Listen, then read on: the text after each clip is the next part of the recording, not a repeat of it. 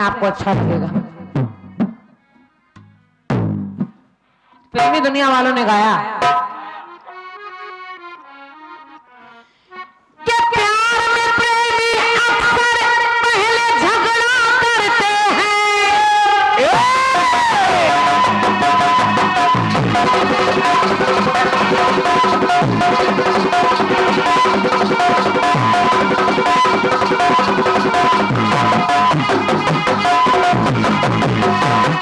क्या बात है।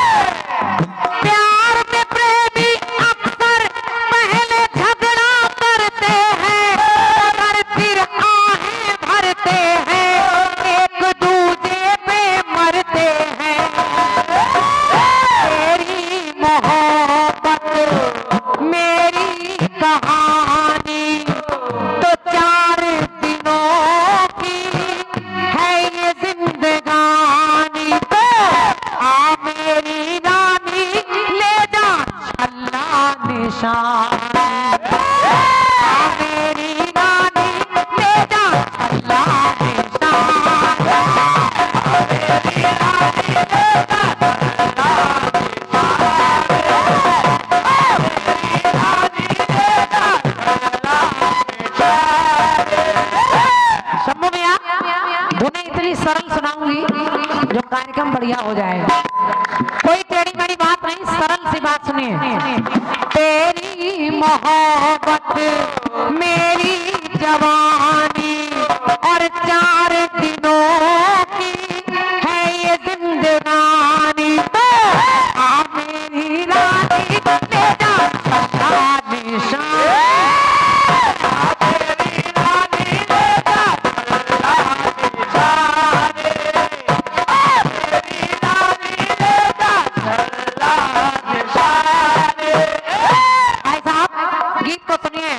और मेरा विश्वास है आपको अच्छा लगेगा।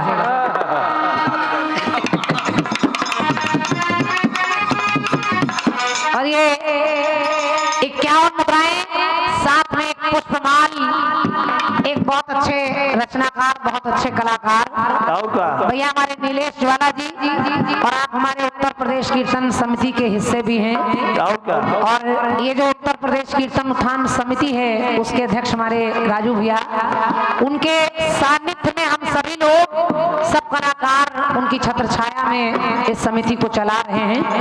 और हमारे नीलेश भैया की इसमें बहुत मुख्य भूमिका रहती है कि समिति को कैसे जोड़ना है, सबको कैसे एकत्र रखना है, एकजुटता बनाए रखने में आपका बहुत बड़ा योगदान रहता है। तो मैं चाह रही हूँ एक बार तालियां बजाकर हमारे नीलेश भैया का स्वागत कर दूं। बहुत बहुत धन्यवाद है। और क्या, ये बिल्कुल खुले दिल के आदमी हैं। खुले दिल के? हाँ, साफ दिल के। बंद दिल का कौन होता भाई? हम सबके खुले ही दिल हैं। और ये 151 रुपए का पुरस्कार लालपुर से आए भैया हमारे नीरज मौर्य जी, आपकी ओर से आपने इस धुन पर पुरस्कार दिया है। भैया को धन्यवाद है मेरी ओर से। और मैं निवेदन कर रही हूँ आदमी भैया से कि इस गीत को सुने, आपको अच्छा लगेगा। भाई साहब, गीत में 3 प्रसंग ले रही हूँ और शंभू भैया तमाम प्रसंग आपके लिए छोड़ रही हूँ। पहला प्रसंग सुनिएगा। एक नारी, एक सती ऐसी है जिस सती का नाम है सती शांडली। सती शांडली के पति के शरीर में कोढ़ है, वो पति चल फिर नहीं सकता, कोढ़ ही है। एक दिन दरवाजे पर बैठा है, उसके सामने से एक वेश्या निकल कर गई और उसके पति का मन उस वेश्या पर आ गया।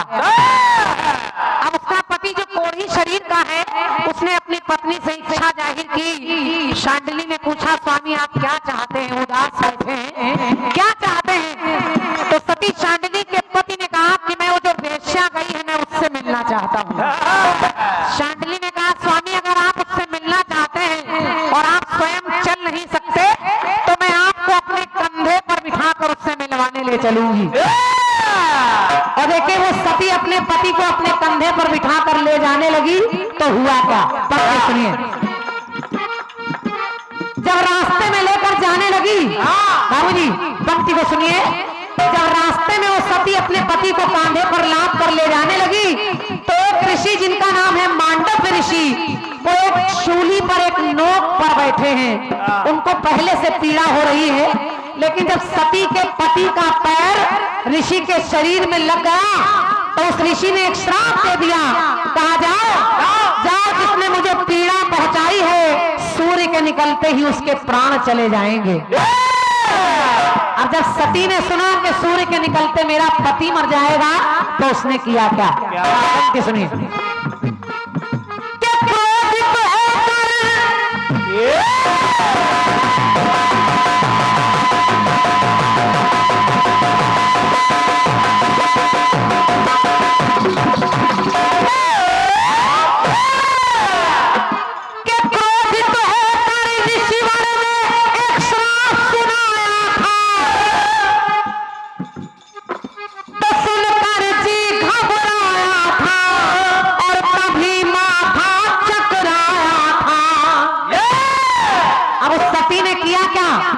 फिर अपने मन में उसने ठानी। उस सती ने थोड़ा सा जल लिया और हाथ में लेकर पढ़कर फेंका। कहा अगर सूर्य के निकलते मेरा पति मर जाएगा तो मैं आज के बाद सूर्य को निकलने ही नहीं दूंगी। तो हुआ क्या? कि क्रोधित होकर ऋषिवर ने श्राप सुनाया था, सुनकर घबराया था, कभी माथा चकराया था। तो फिर अपने मन में ठान ऐसी ठानी और सती ने कहा होने न दूंगी मैं सुबह सुहानी। तो और आखिर उसने अपने पति को मरने नहीं दिया तो लिखना पड़ा क्या? होने न दूंगी सुबह सुहानी। तो पत्नी से पाई पति ने जिंदगानी। शंभू भैया बस गीत में पत्नी से पति को जिंदगी मिल रही है। जो पति मरने वाला है उसको पत्नी जीवित करा रही है। और पंक्ति मेरी सुनिए कि फिर अपने मन में उसने ठानी कि होने ना दूंगी मैं सुबह सुहानी। तो पत्नी से पाई पति ने जिंदगानी।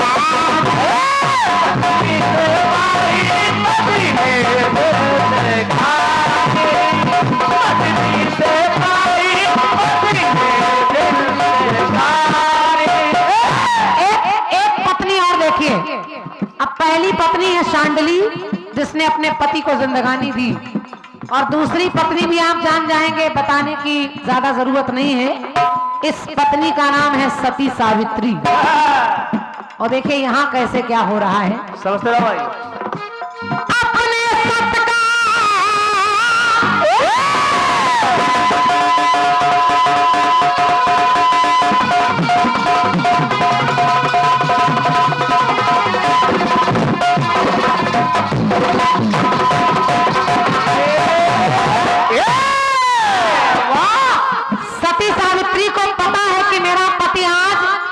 इतने बजकर इतने मिनट पर मर जाएगा, लेकिन वो सती घबराई नहीं। उसने अपने पति सत्यवान से कहा स्वामी आज आप लकड़ियां काटने जा रहे हैं, मैं भी आपके साथ चलूंगी। अब जंगल में गई, सत्यवान ने लकड़ियों का गट्ठर बनाया और जैसे ही पेड़ के नीचे लाकर रखा, सावित्री की गोद में सर रखा और देखते ही देखते उसके पति के प्राण निकल गए। यमराज आए और उसके पति के प्राण लेकर जाने लगे। तो बाबूजी सुनिएगा, सावित्री पीछे पीछे चलने लगी। यमराज ने कहा बेटी चली जा, तेरा यहाँ कोई काम नहीं, तेरे पति का समय पूरा हो गया है। सावित्री ने कहा महाराज कुछ दे सकते हैं तो दे दीजिए। यमराज ने कहा अपने पति का जीवन मत मांगना, बाकी सब मांग ले। सावित्री ने कहा पति नहीं मांग रहे तो पहले वरदान में मेरे सास ससुर अंधे हैं, उनकी आंखें दे दीजिए। यमराज ने कहा जा, दे दिया। सावित्री फिर चलने लगी। यमराज ने कहा बेटी बड़ी दूर आ गई है, चल दूसरा वरदान मांग ले, पति नहीं दूंगा। तो सावित्री ने कहा महाराज अगर देना है तो मेरे सास ससुर का खोया हुआ राजपाट दे दीजिए। यमराज ने कहा जा ये भी दे दिया। सावित्री फिर चलने लगी तो यमराज कहने लगे बेटी बड़ी दूर आ गई है, चल पति को छोड़कर कोई अंतिम वरदान मांग ले। सावित्री ने कहा महाराज आप पति को तो नहीं दे रहे, ऐसा करिए आप मुझे 100 पुत्र होने का वरदान दे दीजिए। यमराज ने बड़े झोंके में कह दिया जा तेरे 100 पुत्र हो जाएं। सावित्री हंसने लगी, कहने लगी महाराज जिनसे 100 पुत्र होने हैं उनको तो आप ही दिए जा रहे हैं। यमराज फंस गए, यमराज फंस गए। तो आखिर 100 पुत्र होंगे कैसे? और बस यमराज फंस गए उसकी बातों में और यमराज को उसके पति के प्राण वापस करने पड़े। तो मेरी पंक्ति कह रही शंभू भैया सुनिए सुनिए सुनिए। अपने सत का बल उसने दिखलाया था कि यम को जब उलझाया था उन्हें बातों में फंसाया था,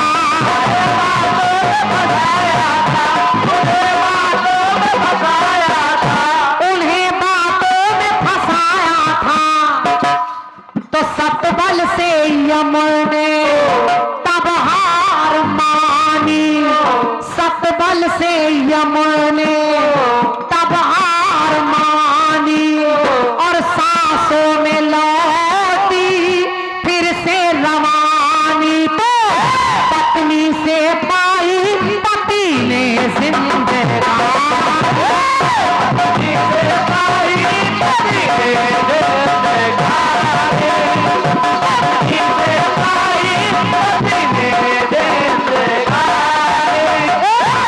आखिरी पंक्ति सुनिए।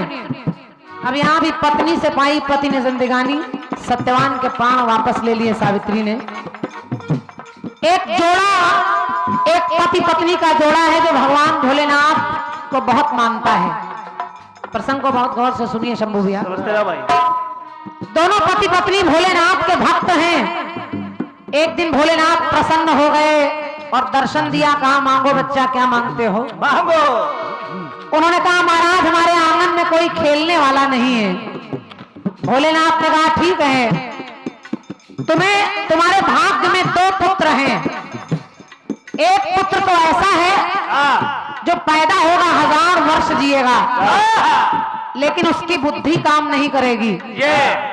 और एक पुत्र ऐसा है जिसकी बुद्धि तो बहुत तेज होगी लेकिन उसका जीवन बहुत थोड़ा है, वो जल्दी मर जाएगा। दोनों में से कैसा पुत्र चाहिए? अभी सोच लो, एक ही दे पाऊंगा। उन दंपति ने सोचा कि मूर्ख पुत्र पाने से अच्छा है बुद्धिमान पुत्र ले लिया जाए, बाकी भगवान के हाथ में छोड़ देंगे, जैसा होगा। उस पुत्र को भगवान ने दे दिया, वो बच्चा बढ़ने लगा, धीरे धीरे उसके मृत्यु का समय आने लगा, माँ बाप को चिंता सताने लगी। एक ऋषिवर ने बताया कि इस बच्चे का विवाह करा तो हो सकता है इसके पत्नी के भाग्य से इसका जीवन बदल जाए।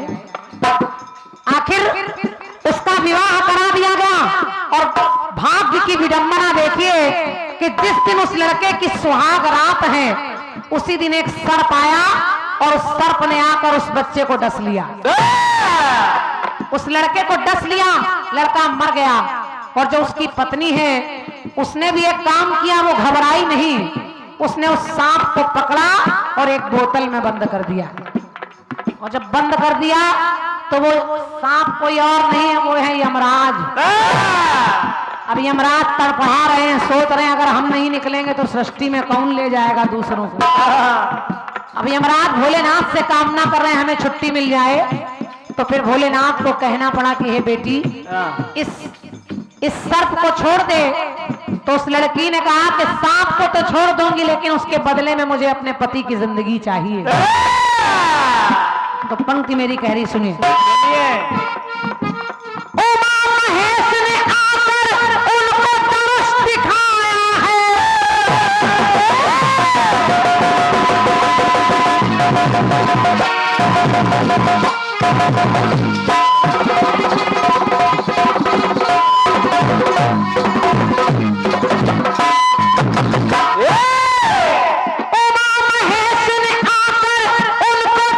दिखाया है, बेटी